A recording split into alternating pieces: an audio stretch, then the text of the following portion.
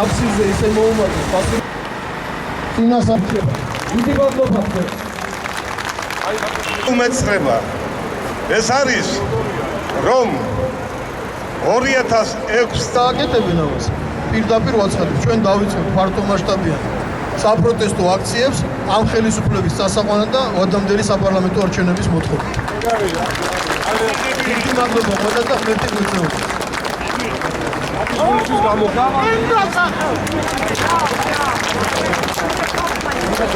მადლობა კიდევ ერთხელ და ჩვენ ბევრი ვიქნებით. მე დარწმუნებული ვარ ამაში და კიდევ ერთხელ მოგიწოდებთ რომ დავაცადოთ ეხლა ჩვენ ამათ. განათლებული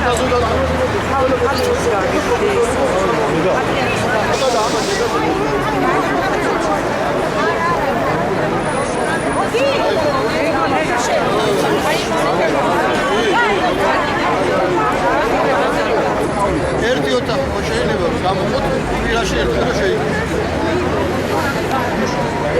და გენაცვალეთ აი ეგ არის ჩვენი ოფისი ჩვენ არავინ არ აქვს ერთმანეთს ურავის მომეძე აი მილიარდელი მოვა აღარაფერი აი ამას ემსახურებოდა ის გამო ეს მინდა რომ უთხრა სუფლება მიმდინარე საკითხებთან დაკავშირებით უმოქმედოა.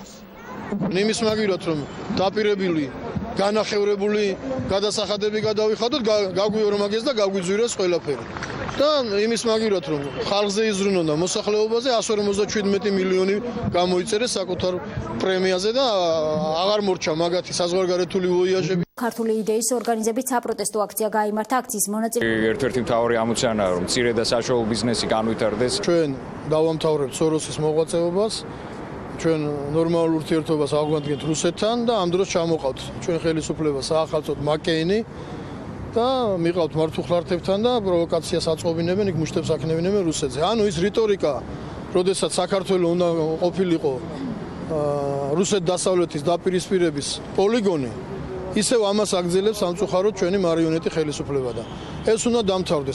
ჩერდები მხოლოდ სამ უდიდეს უმეცრებაზე.